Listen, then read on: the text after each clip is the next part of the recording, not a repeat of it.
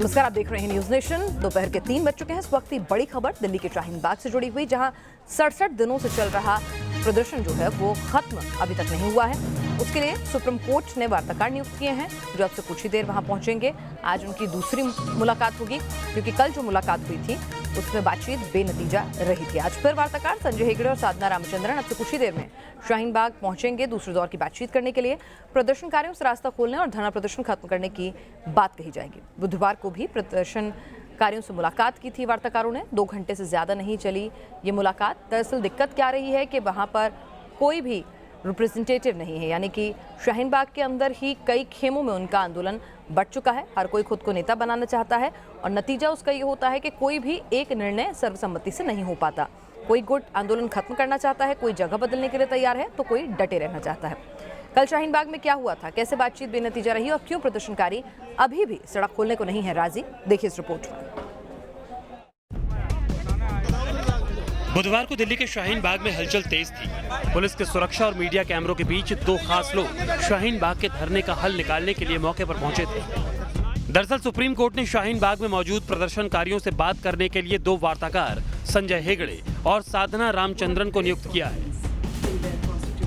Supreme court की तरफ से नियुक्त ये वार्ताकार बुधवार को शाहीन बाग की उस सड़क पर पहुंचे जो 67 दिनों से धरना प्रदर्शन का गवाह और लोगों के लिए परेशानी का सबब बना हुआ है। पहले दिन संजय हेगड़े और साधना रामचंद्रन ने लोगों से बात की और उनका पक्ष सुनकर उन्हें समझाने की कोशिश की, लेकिन बात बनी नहीं। इसलिए फैसला लिया गया कि वार्ताकार आज भी शाहीन बाग पहुंचेंगे और लोगों से बातचीत आगे बढ़ाएंगे। हमारी शाहीन बाग की दादियों से, बहनों से, माताओं से और नागरिकों से बहुत अच्छा लगा सबको मिलना, सबकी बात सुनना।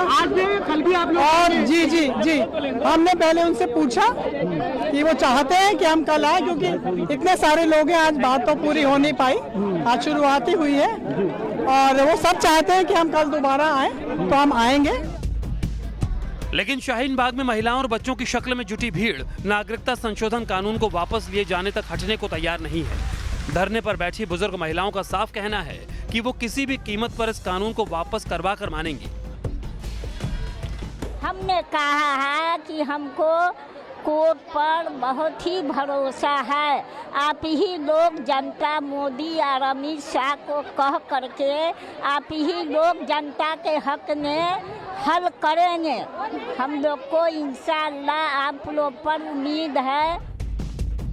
आपको बता दें कि सीएए के खिलाफ हो रहे इस प्रदर्शन की वजह से दिल्ली का ये खास रास्ता 2 महीनों से बंद है और दिल्ली समेत आसपास के शहरों के लोगों को इसकी वजह से भारी दिक्कतों का सामना करना पड़ रहा है। शाहीन बाग के रास्ते को खुलवाने के लिए सुप्रीम कोर्ट में एक याचिका दायर की गई थी, जिसकी सुनवाई करते हुए कोर्ट ने कहा कि लोगों को विरोध करने का मौलिक अधिकार है, लेकिन लोगों को परेशान करके नहीं, सड़कों को बाधित नहीं करना चाहिए। लोकतंत्र विचार व्यक्त करने का अधिकार देता है, लेकिन इसके लिए रेखाएं और सीमाएं हैं। सुनवाई के दौरान सुप्रीम कोर्ट ने कहा कि लोगों को कानून के खिलाफ विरोध करने का अधिकार है, लेकिन सवाल यह है कि आंदोलन करना कहां है। अब कोर्ट ने वार्ताकारों को नियुक्त किया है जो प्रदर्शन की जगह को बदलने पर जोर देंगे, लेकिन प्रदर्शनकारियों के तेवर देखकर यह कहना मुश्किल है कि वार्ताकारों की कोशिश कब कामयाब होगी। जी न्यूज नेशन। हालांकि शाहीन बाग में धरने पर बैठी महिलाओं का कहना है कि वो बातचीत के जरिए मामले का हल निकालने के लिए तैयार हैं। जो आए थे वकील, हमने उनका अच्छे तरीके से स्वागत किया और उन्होंने हमारे मतलब उनके दिल पे, मतलब सुप्रीम कोर्ट के दिल में हमारे लिए कुछ जगह के हमारे बीच में आकर बात रखी। उन्होंने अपनी बातें रखी, हमने अपनी बातें रखी, तो हमें पूरा भरोसा और हम हाथ जोड़कर अपील करते हैं अपने सुप्रीम कोर्ट का कि वो भी हमारी बात सरकार तक मतलब पहुँचाएँ। नहीं जाएंगे।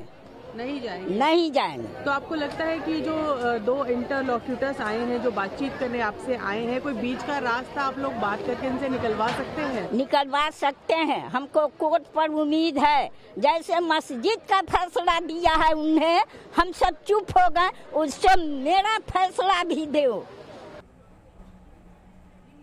और हमारे साथ हमारे संवाददाता मनीष चौरसिया इस वक्त जुड़ चुके हैं। मनीष, आप इस धरने प्रदर्शन को लगातार कवर कर रहे हैं।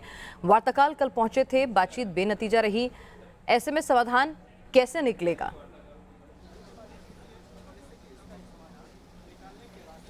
बिल्कुल यही बड़ा सवाल है और इसी सवाल का जवाब ढूंढने के लिए आज एक बार फिर से सुप्रीम कोर्ट का वो डेलीगेशन यहाँ पहुँचेगा। 3 बजे का वक्त था, 3 बज चुके हैं और अब से कुछ ही देर में वो यहाँ पर पहुँच सकते हैं।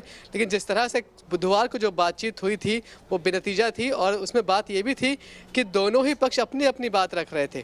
जो डेलीगेशन था वो ये बात रख रहा था कि सुप्रीम कोर्ट ने ये कहा है कि इस रास्ते पर और भी लोगों का हक है जो रोज़ यहाँ से अपने काम के लिए जाते हैं या जो भी इस रास्ते का इस्तेमाल करते हैं। आपको प्रदर्शन करना है, आप कहीं और कर सकते हैं, आपको विरोध का हक है, इस तरह से सड़क को बंद करने का हक नहीं है। लेकिन बात कहीं ना कहीं इस सड़क के बंद होने या फिर खुलने के इर्द गिर्द ही घूमती रही। प्रदर्शनकारी ये मानते हैं कि अगर वो इस सड़क से हट गए, कहीं और जाकर बैठ गए तो उनकी कोई सुध लेने वाला नहीं है। मतलब वो कहीं ना कहीं ये मानते हैं कि ये सड़क ही उनके इस पूरे विरोध प्रदर्शन की धुरी है। अगर ये रास्ता नहीं होगा तो कोई उन्हें पूछने नहीं जाएगा। एक बड़ी बात ये भी है कि प्रदर्शनकारियों ने ये ऑप्शन दिया था कि मान लीजिए हम यहाँ से हट भी जाएं या फिर जिस रास्ते पर मैं खड़ा हूँ अगर इस एक तरफ के रास्ते को खोल भी दिया जाए तो फिर सुरक्षा की जिम्मेदारी कौन लेगा। क्योंकि जिस तरह से जामिया में जब प्रोटेस्ट चल रहा था तो वहाँ पर एक लड़के ने गोली चलाई थी, उसके बाद यहाँ पर भी इसी रास्ते पर दाईं तरफ एक युवक ने गोली चलाई थी। ऐसे में अगर ये रास्ता खोला जाता है, रोड के दूसरी तरफ प्रदर्शनकारी बैठे हैं तो उनकी सुरक्षा की गारंटी कौन लेगा। और मान लीजिए कि आते जाते कोई फप्तियां ही कस दे, कोई कमेंट कस दे तो उसके बाद माहौल बिगड़ने के चांसेस हैं। दूसरी चलिए, बात, अपनी अगर तो ये पूरी कहीं और भी सुरक्षा का जाकर ध्यान बैठते रखना हैं, है, लेकिन तो पूरी वहाँ दिल्ली पर का भी जो उनकी चक्का जाम सुरक्षा- होता है उसकी किसी को फिक्र नहीं है। ऐसे में अगर ये भी नहीं माने और कोई समाधान नहीं निकला तो मनीष क्या कुछ विकल्प बचेगा? क्योंकि सुप्रीम कोर्ट की जिस तरह की तल्ख टिप्पणियां लगातार आई थी कि आप अपने आंदोलन के लिए दूसरे के अधिकारों का हनन नहीं कर सकते हैं, तो ऐसे में क्या फिर आखिरी रास्ता ही बचेगा जबरन हटाना अगली तारीख में? देखिए, अब तक का जो कैलकुलेशन है या इवेल्युएशन है वो ये कहता नहीं है कि शायद जबरन इन्हें हटाना पड़े। क्योंकि अब अंदर खाने की बात यह है कि शाहीन बाग के लोग भी कहीं ना कहीं इस धरने से ऊब चुके हैं, परेशान हो चुके हैं, वो भी अपने घरों में वापस जाना चाहते हैं। और दूसरी बात कि इस पूरी सड़क पर कई बड़े बड़े शोरूम्स हैं, उनकी फ्रेंचाइजीज़ हैं जिनकी रोज़ की कमाई लाखों में है, उनका भी एक बड़ा घाटा हो रहा है। और इनमें से कई लोग ऐसे दुकान के मालिक हैं जो इस प्रदर्शन में शामिल हैं, मतलब उनके धंधे पर साफ असर पड़ रहा है। अब इनको ऐसा लगता है कि क्योंकि सरकार की तरफ से कुछ खास इंटरेस्ट दिखाया नहीं गया तो उनको लगता है कि अब कोई ऐसा सम्मानजनक वे आउट हो जिसके जरिए ये प्रदर्शन खत्म हो जाए और वो सम्मानजनक रास्ता इस डेलीगेशन से पॉजिटिव बातचीत के बाद ही आ सकता है। तो अगर ये बातचीत जाहिर सी बात है, चुनाव खत्म हो चुके हैं, डिसीजन आना सुप्रीम कोर्ट ऐसे में फंडिंग भी नहीं है और राजनीतिकरण की सुर्खियां भी नहीं है, तो शाहीन बाग के लोग भी अब त्रस्त आ चुके हैं क्योंकि वो भी जानते हैं कि संसद से पास हुए कानून सड़कों पर बैठने से यूं वापस लिए जाएं, ऐसा नहीं होता है।